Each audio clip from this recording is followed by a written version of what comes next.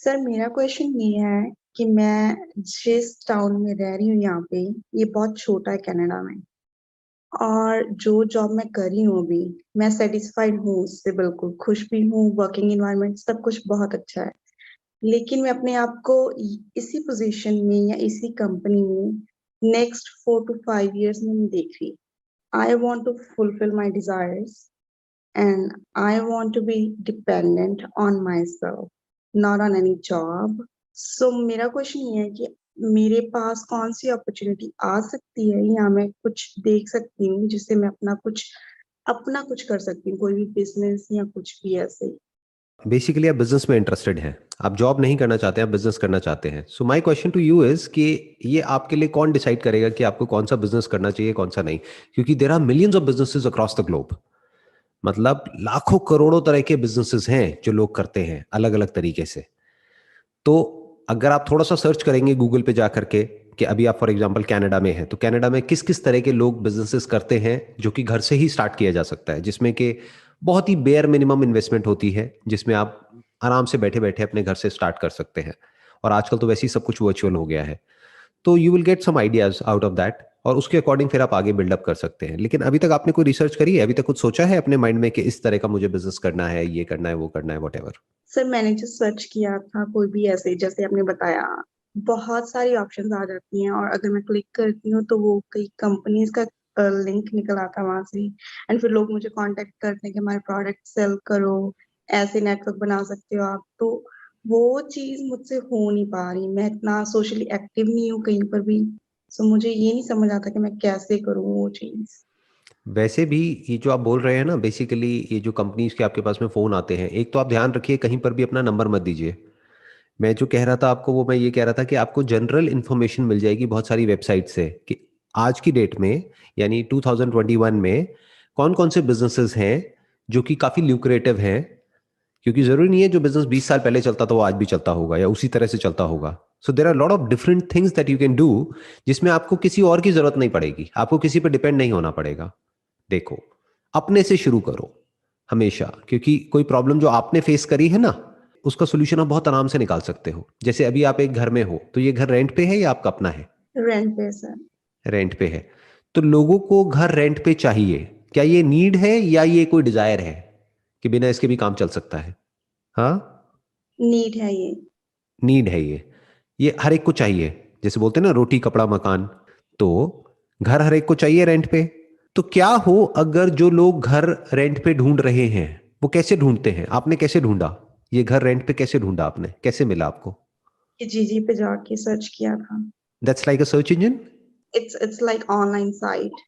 आपने online search किया और ऑनलाइन आपने देखा, वहां पे ये लिस्टिंग आपको मिली होगी कि इस तरह का घर है, इतना रेंट है, ये है, वो है, वट। फिर आपने उनको कांटेक्ट किया, फिर आपने ये घर देखा, और हो सकता है और भी घर देखे होंगे, बट आपको ये पसंद आया locality wise, overall interior wise, और फिर आपने इसको फाइनलाइज कर दिया, आपके बजट में भी आ रहा था। तो ये जो प्रॉब्लम आपने फेस करी, क्या ये और भी लोग आपके जैसे जो है वो फेस कर रहे होंगे या नहीं कर रहे होंगे? कि घर चाहिए जो अच्छे बजट में हो, प्लस कुछ ऐसा हो जाए कि हमको 20 जगह धक्के ना खाने पड़े, यानी 20 अलग अलग जगह जाकर के दूर दूर देखना ना पड़े, वहीं बैठे बैठे मोबाइल पे 20 मिनट में हम 20 घर देख लें। क्या ये नीड है या नहीं है? अपने ऊपर रख करके देखो। अगर आपको कोई ऐसा प्लेटफॉर्म मिलता है या ऐसा कोई ऑप्शन मिलता है, आप उसको चूज करोगे या नहीं करोगे? करनी। करोगे ना। तो अब सवाल उठता है, इसको कैसे करें? देखो, प्रॉपर्टी से रिलेटेड बहुत सारी वेबसाइट्स होंगी जो वहां पर पॉपुलर होंगी कनाडा में। जैसे इंडिया में कुछ वेबसाइट्स हैं जो कि प्रॉपर्टी की लिस्टिंग करती हैं, चाहे प्रॉपर्टी किसी को रेंट पे चाहिए, चाहे खरीदनी है, चाहे कुछ भी है। अभी शुरू में आप बहुत ही टारगेटेड कर सकते हो अपनी जो मार्केटिंग है उसको, यानी कि क्या, कि अगर किसी को घर रेंट पे चाहिए, that too in this particular budget, तो वो आप अवेलेबल करा सकते हो। अब आप क्या करोगे, जो ओनर्स ऑलरेडी वहां पर है, जिन्होंने अपने घरों को लिस्ट किया हुआ है या अलग अलग जगह पर लिस्ट किया हुआ है, आप क्या करोगे, उन सबसे जाकर के कांटेक्ट करोगे कि आपका घर रेंट पे चढ़ाने का काम मेरा, आपको मुझे कोई पैसा नहीं देना है। तो उनको क्या प्रॉब्लम है? उनका घर तो रेंट पे चढ़ गया। मैं आपको बता रहा हूं कि सोचते कैसे हैं। मैं आपको ये नहीं बता रहा कि करना क्या है, करना तो फाइनली आपको ही है, बट मैं आपको बता रहा हूं सोचते कैसे हैं आइडियाज को। ये बहुत लोगों को पता नहीं है। This should be very clear.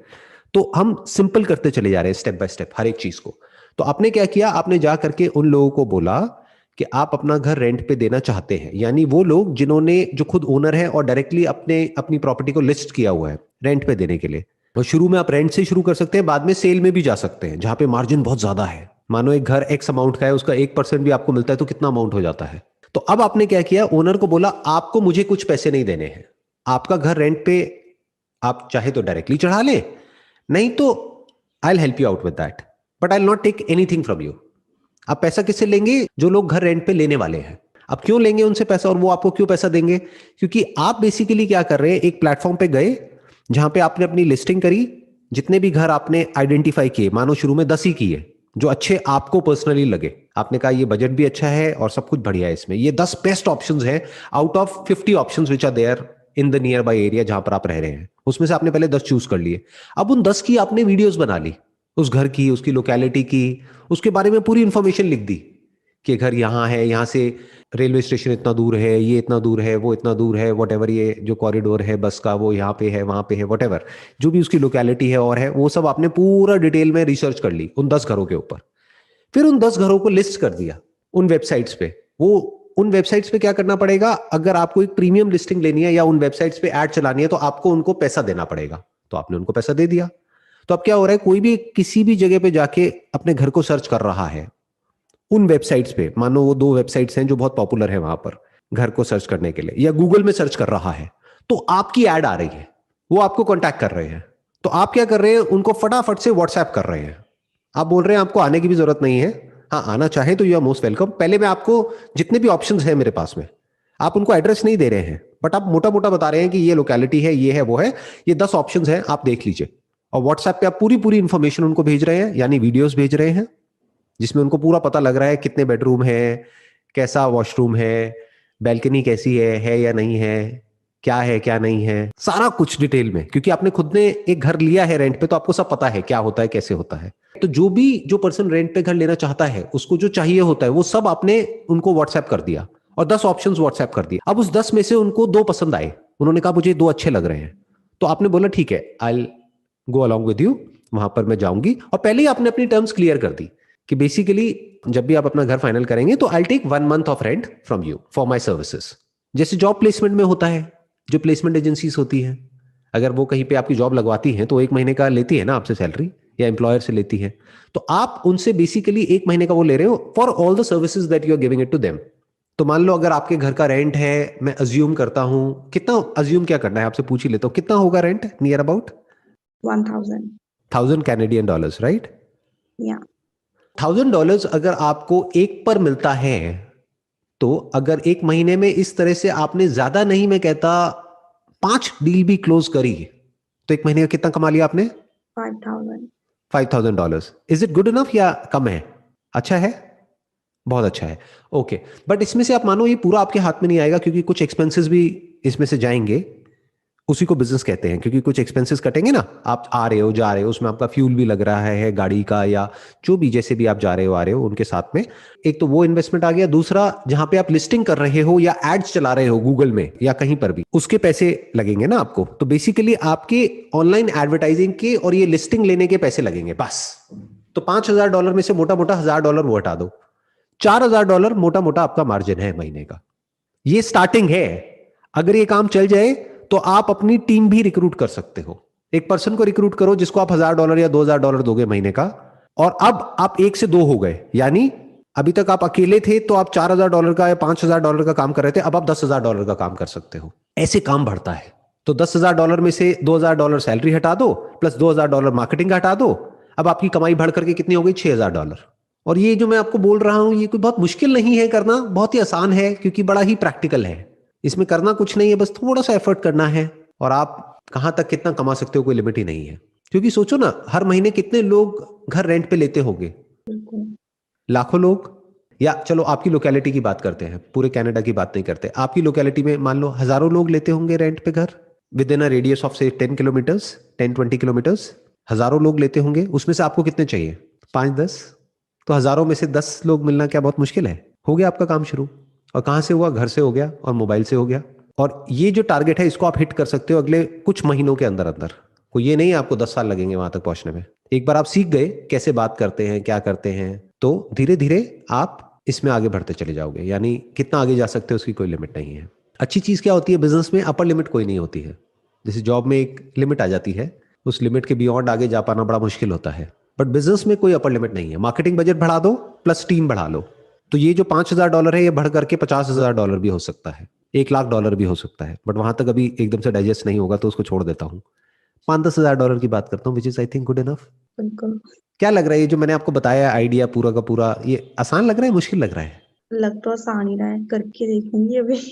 और प्रैक्टिकल लग रहा है या इम्प्रैक्टिकल सा लग रहा है? बिल्कुल बिल्कुल। प्रैक्टिकलिटी पॉइंट ऑफ व्यू से कोई डाउट आ रहा है माइंड में इस आइडिया से रिलेटेड जो भी मैंने कहा? अभी तक तो नहीं सर।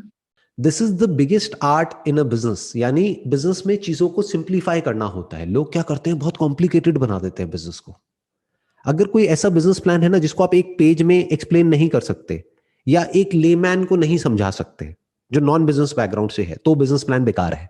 बिजनेस ऐसा होना चाहिए जो किसी टीनेजर को भी समझाया जा सके, कि कोई 15-16 साल का बच्चा है उसको भी बैठ के आराम से समझाया जा सके और वो कहे हाँ समझ आ रहा है और मैं कर सकता हूं, तो समझ जाओ कि वो बिजनेस एक्चुअल में साउंड बिजनेस मॉडल है।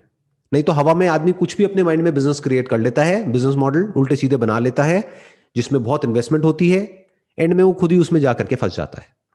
मैंने जो आपको बताया है उसमें बेयर मिनिमम इन्वेस्टमेंट है, यानी $200-400 में आप स्टार्ट कर सकते हो। बस आपकी एक लिस्टिंग की कॉस्ट है और एक एडवर्टाइजिंग की कॉस्ट है ऑनलाइन, बस खत्म, और कुछ भी कॉस्ट नहीं है आपकी।